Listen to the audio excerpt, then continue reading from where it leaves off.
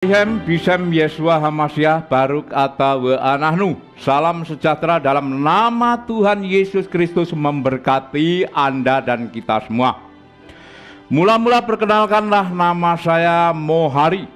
Saya berasal dari kota kecil Madiun dan saya bertobat menjadi pengikut Yesus Kristus tahun 1984.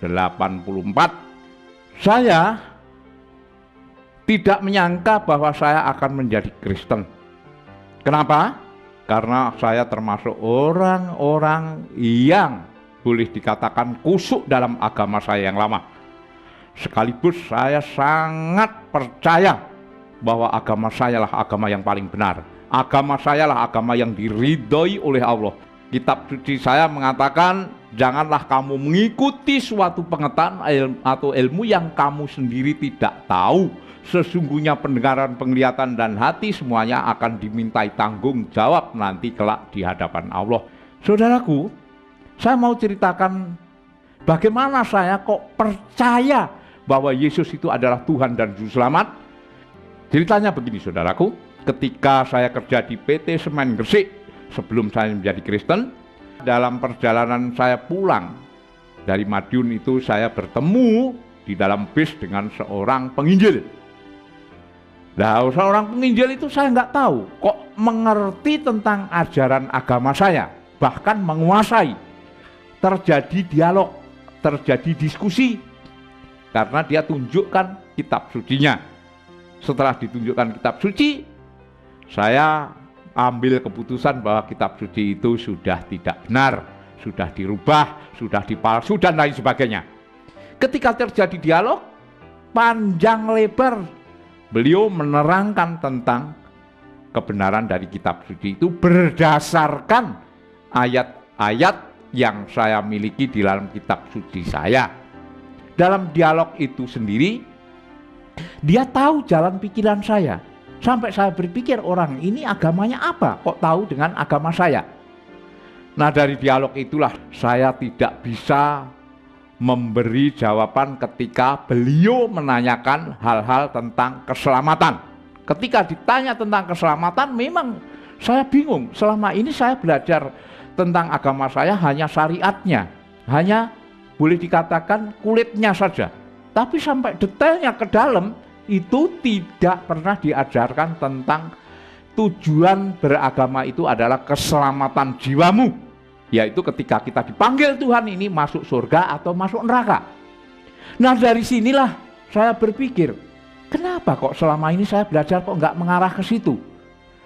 Dalam dialog itulah banyak beliau mengupas jaminan keselamatan baik di dalam agama saya maupun agama yang saya nggak tahu dia itu persisnya Islam apa Kristen, saya juga nggak tahu. Tetapi toh akhirnya dia mengaku setelah saya bertobat, dia katakan dia juga dari agama lama seperti apa yang saya anut. Saya merenung, kalau saya menjalankan syariat agama dengan sungguh-sungguh, tapi ujung-ujungnya akhirnya saya nggak selamat, bagaimana saya ini? Karena tujuan umat beragama itu pada hakikatnya setelah dia nanti meninggal, dua pilihan, surga atau neraka. Karena di dalam agama saya, jujur aja, keselamatan itu tidak pernah diceritakan secara pasti. Hanya kata semoga, insya Allah, ya. Nah, dalam dialog ini akhirnya saya mengalami kalah total. Karena beliau memang saya akui pakar, ngerti. Ketika beliau tanya tentang keselamatan di dalam agama saya, memang saya jujur aja, saya tidak mengerti. Karena apa? Orang yang saya ikuti, nabi yang saya ikuti juga tidak mengerti nasibnya nanti masuk surga atau masuk neraka. Itulah sebabnya setiap saya sembahyang 5 kali sehari semalam, saya selalu mendoakan beliau, dan itu harus saya akui. Jadi kalau levelnya seorang tuntunan atau nabi masih kita doakan, bagaimana nasib saya nanti? Siapa yang mendoakan saya? Setelah sampai di Mojokerto, akhirnya beliau mengingatkan saya, Har, ingat, kita hidup ini cuma sekali. Jangan sampai salah pilih, sesal kemudian tidak ada gunanya, tidak ada manfaatnya. Dia mengatakan tiap-tiap yang berjiwa akan mati, hanya kepadanya kamu dikembalikan. Ingat, ya? Iya, kalau kamu bisa kembali ke sono dengan selamat nggak apa-apa. Kalau nggak selamat, kamu akan menjadi roh gentayangan. Itu kamu harus ingat. Waduh, saudaraku, merinding saya. Beliau turun di Mojokerto. Saya bablas turun ke Surabaya. Dari Surabaya saya langsung ke Gresik. Saya nggak sabar, saya buka kitab suci saya dari berbagai terjemahan. Dan ketika saya mengkaji, belajar dari berbagai para tokoh ulama, baik di Jombang, baik di Gresik, baik di Pasuruan, Malang, Bangil, itu semua saya datangi. Apa yang terjadi, saudaraku? Apa yang dikatakan itu pas ada semua. Hanya bahasanya yang berbeda. Tapi tujuannya, maknanya, artinya semua sama. Terutama yang menjadi pikiran saya adalah surat yang paling mengesankan, surat 3 ayat 45. Malaikat Jibril mengatakan, wahai Maryam, sesungguhnya Allah memberi kabar gembira dengan kelahiran seorang putra, namanya Al-Masih Isa putra Maryam, seorang terkemuka di dunia dan di akhirat, dan salah seorang yang dekat dengan Allah. Saudaraku, yang perlu digarisbawahi adalah terkemuka di dunia dan di akhirat. Padahal dunia akhirat itu milik Allah. Bukan itu saja, Isa akan datang menjadi Imam Mahdi dan Hakim yang adil. Padahal Hakim yang adil itu adalah Allah. Setelah saya kaji, rupanya Nabi Isa itu rohnya adalah roh Tuhan, roh Allah. Dan firman yang keluar dari mulut Isa itu adalah firman Tuhan. Karena saya ini terus bekerja sambil merenungkan apa yang saya tulis di dalam folio ini, akhirnya saya tidak mendapat jawaban yang pasti. Siapa sebenarnya pribadi Isa Al-Masih ini? Sampai orang Kristen menyembah padahal dia hanya manusia saja. Saya bingung, siapa yang bisa menerangkan, siapa yang bisa menjawab semua yang tertulis di sini. Semuanya para kawan-kawan saya yang saya anggap senior saya menerangkan, tapi saya nggak puas. Saya tidak pernah merasakan puas. Karena apa? Sedikit banyak saya tahu bahasa Arab. Jadi kalau sampai dikibulin atau ditafsirkan semau gue, saya juga ngerti. Nah, intisarinya karena ini menimbulkan pikiran saya kacau, mempengaruhi kondisi kerja saya, akhirnya saya dipecat. Lah, dari beberapa ulama, dari tokoh mubalik, dari ustadz, dari kiai, semua jawabannya tidak memuaskan batin saya. Nah, saudaraku, apa yang terjadi? Karena saya tidak bisa dialog dengan mereka, karena saya dikatakan bahwa saya terlalu banyak protes, banyak tanya, sehingga banyak para kiai yang tidak setuju, bahkan mencaci maki saya. Bahkan saya dikatakan nanti jangan-jangan kamu murtad, masuk Kristen. Ada yang mengatakan saya ini anteknya Yahudi, ada yang mengatakan bahwa saya ini sudah disogok oleh orang Kristen.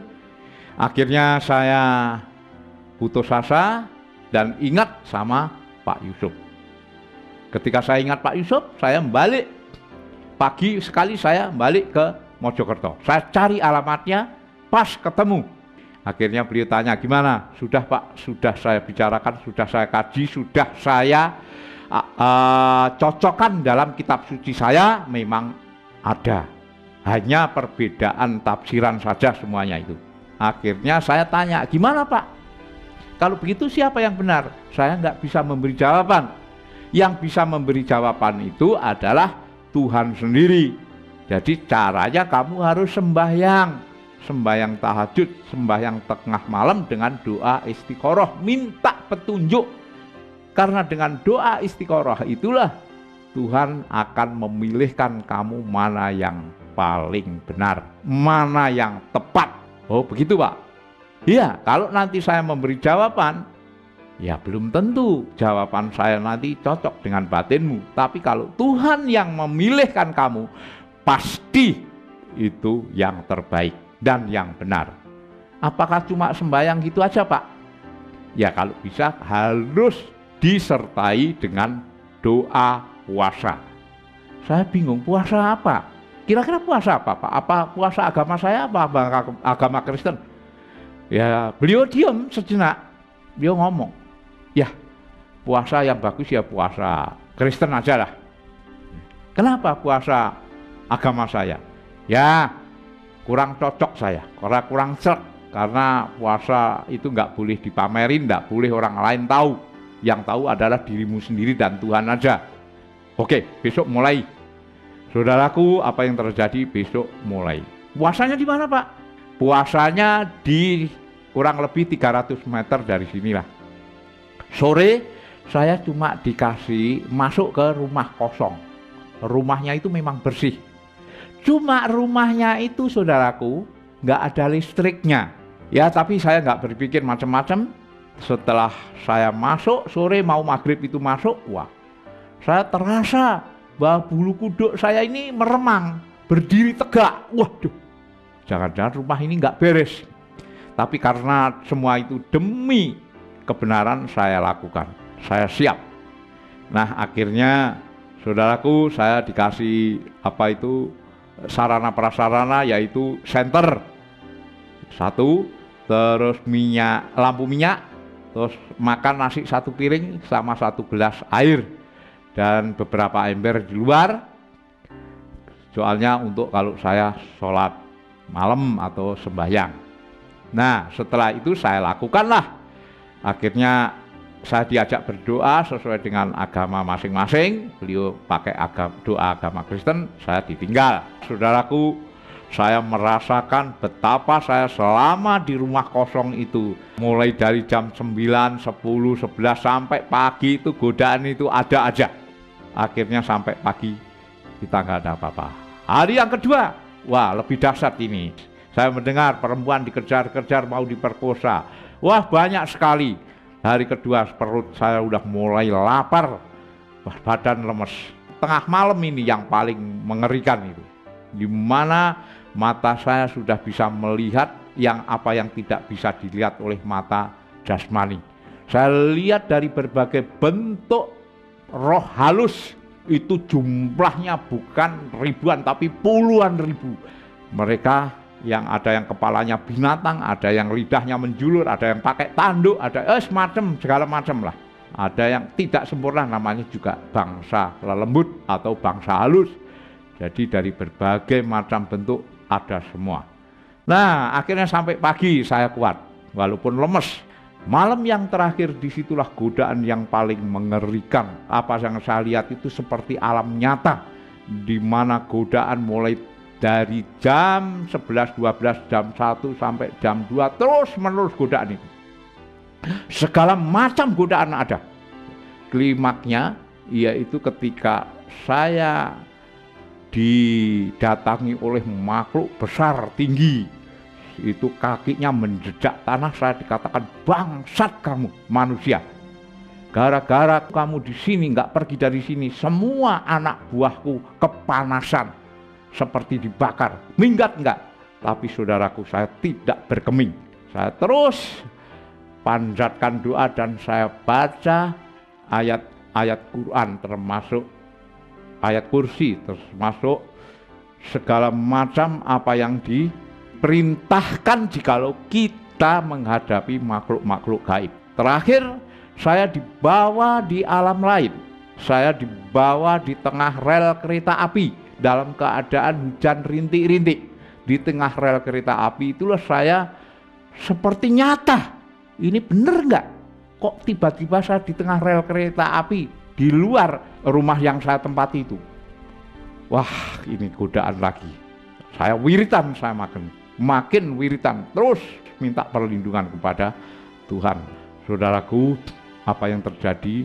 Tiba-tiba kereta api itu nongol 100 meter dengan sinarnya yang terang itu, dia ngebel tot sampai beberapa tombak dari tempat saya berdiri dia masih ngebel. Tapi saya makin teguh, akhirnya kereta api itu langsung nabrak saya, lebes nggak taunya cuma angin besar. Dan dari situlah saya merasakan bahwa semua ini hanya godaan palsu saja. Tiba-tiba saya sudah berada di rumah tadi, disitulah ada terang, ada sinar yang luar biasa terangnya, seperti matahari yang ada di atas kepala saya. Kaget saya lihat kanan kiri, loh katanya sudah diputus, ini sinar dari mana ini? Saya bingung nyari. Terangnya memang luar biasa, tapi hebatnya, anehnya, sinar itu tidak panas. Sinar itu kelihatannya dingin, sejuk. Saya merasakan tenang, damai, sukacita, sejahtera. Dari situlah saya dipaksa sujud. Tiba-tiba ada bayangan tangan di atas kepala saya. Ketika saya sujud, saya lirik, tangannya siapa? Kenapa tangan itu kok bolong tengahnya? Ini tangannya siapa? Saya batin aja. Ini godaan lagi. Nah, tiba-tiba ketika saya mengatakan artinya Allah, maksudnya cuma gitu aja. Nah, dari situlah saudaraku, saya mendengar suara. Suara itu begitu lembut menyentuh hati yang paling dalam.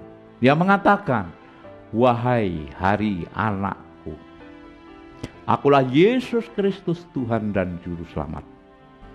Akulah roti hidup. Akulah air hidup. Akulah kehidupan. Marilah ikut aku.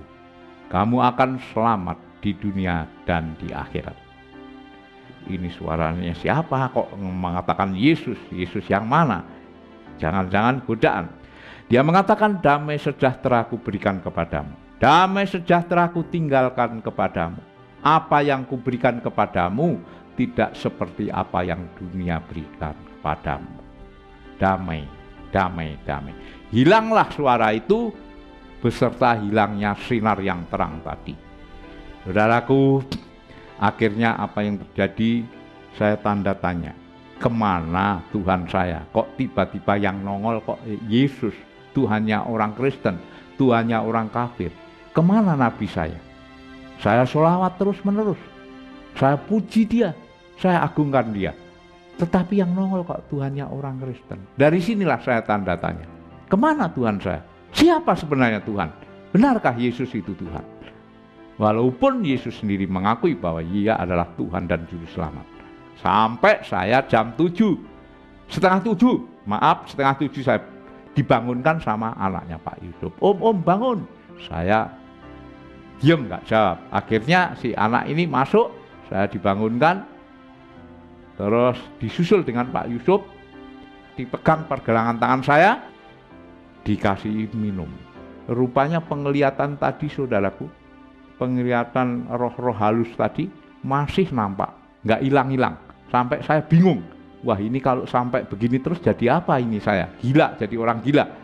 Nah, kalau saya ceritakan masih banyak ya cerita itu tadi, tapi biarlah ini semua menjadi saksi bahwa Yesus Kristus itu memang Tuhan dan Juru Selamat.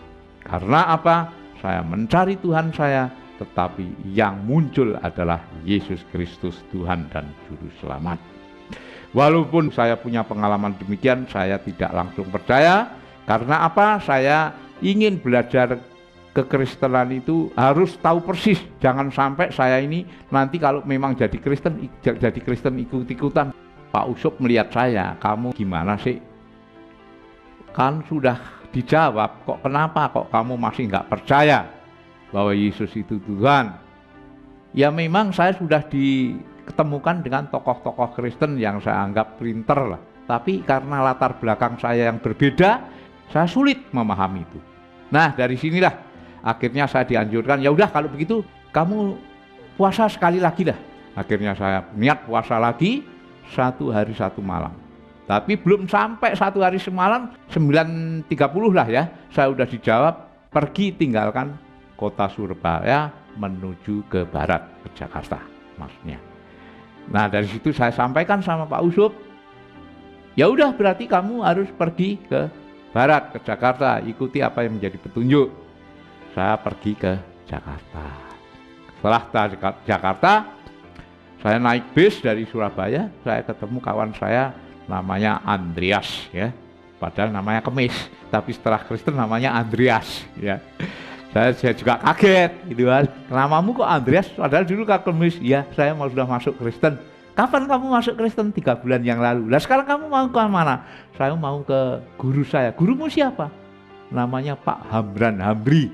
Wah, namanya kok Islam. Wah, kamu Kristen kok gurumu Islam? Enggak, dia dari Islam gitu kan. Nah, terus dia cerita, ya udah aku pengen ketemu sama gurumu. Saya ingin berguru, saya ingin menimba ilmu. Apa sih Kristen itu? Bagaimana? Oh ya boleh.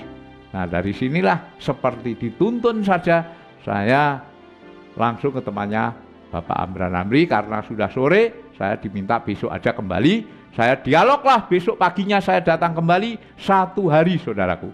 Dari jam 7 sampai setengah 7 malam saya puas, saya merasakan betapa luar biasanya, betapa agungnya, betapa mulianya ajaran Kristen itu. Saya tanya, Pak, kalau boleh apa saya bisa menjadi muridnya Bapak? Enggak usah, kamu sudah punya dasar Islam.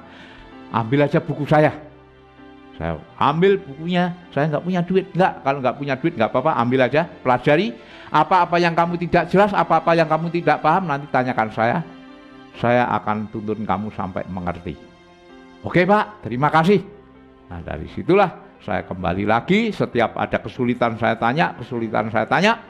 Akhirnya ketiga kalinya saya ditantang. Udah, kamu siap mau dibaptis? Dibaptis itu diapakan tanda pertobatan. Nah dari situ saya siap mau dibaptis. Saya ditawari sekolah di Akademi Teologi Maranatha, waktu itu di Cibogo, Bogor. Nah dari situlah saudaraku, saya sekolah teologi, kira-kira menempuh waktu 4 tahun lah ya, 4 tahun karena saya banyak di lapangan, saya ditugaskan di Lampung, dan puji Tuhan banyak yang bertobat karena memang saya senang. Nah sampai sekarang ini saudaraku, saya tetap melayani pekerjaan Tuhan karena saya merasa diselamatkan, karena merasa bahwa kebaikan Tuhan itu tidak bisa ditukar oleh apapun, harta, kekayaan, derajat, pangkat, semuanya tidak ada nilainya dibandingkan dengan kemuliaan janji Tuhan di surga yang kekal bakal nanti. Demikianlah kesaksian saya, mudah-mudahan memberi kekuatan bagi orang-orang yang hidup di dalam Tuhan dan memberi kesaksian bagi mereka yang belum mengenal Tuhan. Wabillahi taufik wal hidayah. Wassalamualaikum bismi rabbiyas al-masih ala dibarokna wa mubarakan fihi. Amin.